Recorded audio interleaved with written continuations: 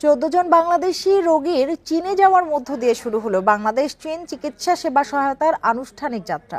দ্বিপাক্ষিক চিকিৎসা সেবা সহযোগিতার অংশ হিসেবে সোমবার রোগীরা চীনের উদ্দেশ্যে ঢাকা ছাড়েন।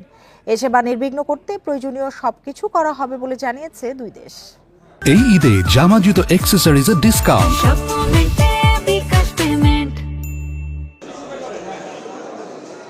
দ্বিপাক্ষিক সহযোগিতার অংশ হিসেবে চিকিৎসা সেবা নিতে প্রথমবার চীন গেলেন 14 বাংলাদেশি রোগী।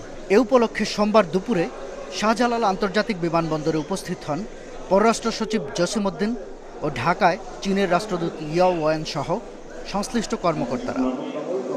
চিকিৎসার বিকল্প দেশ হিসেবে চীনকে বেছে নিতে সরকার যে উদ্যোগ নিয়েছে সে সুবিধা নেওয়া প্রথম রোগীদের একজন সঙ্গীতশিল্পী হায়দার হোসেন।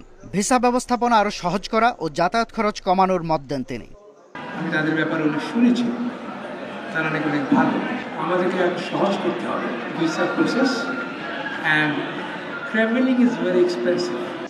চীনের চিকিৎসা ব্যবস্থার অভিজ্ঞতা নিতে সেখানে যাওয়ার উদ্দেশ্য ও গুরুত্ব তুলে ধরেন চিকিৎসক দলের প্রতিনিধি রাফিদুল হাসান। রিমার্কেবল একটা ট্যুর হচ্ছে, যেটা আমরা ডক্টরের ওখানে যাব, ওখানে আমরা দেখব কি হচ্ছে। এবং আরও একটা বড় ব্যাপার যেটা বেনিফিট আমরা পেতে পারি, যে আমাদের ডক্টর ওখানে গিয়ে ট্রেনিং নেবেন, অ্যাডভান্স ট্রেনিংগুলো নেবেন, যেগুলো আমরা বাংলাদেশে ইমপ্লিমেন্ট করতে পারি।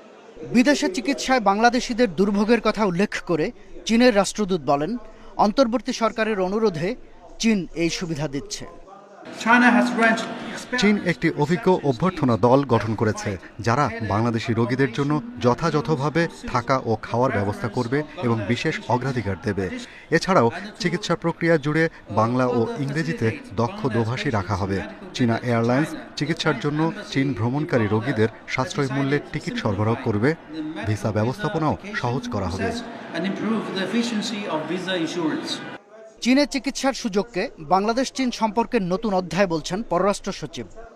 কিছুদিন আগে আমাদের মাননীয় পররাষ্ট্র উপদেষ্টা চীন সফর গিয়েছিলেন এবং সেখানে অন্যান্য অনেক বিষয়ের মধ্যে এটি একটি গুরুত্বপূর্ণ বিষয় ছিল, এবং সেখানে আমরা চীনে কি করে আমাদের রোগীরা চিকিৎসা সেবা পেতে পারেন সেই বিষয়টা নিয়ে বিশদ আলোচনা হয়েছে। প্রথম দফায় চীনে যাওয়া 31 সদস্যের দলে রয়েছেন 14 জন রোগী, 6 জন আত্মীয়, 5 জন চিকিৎসক, 5 জন ট্রাভেল এজেন্সির প্রতিনিধি এবং সাংবাদিক। শাহাদাত স্বপন, ইন্ডিপেন্ডেন্ট নিউজ, ঢাকা।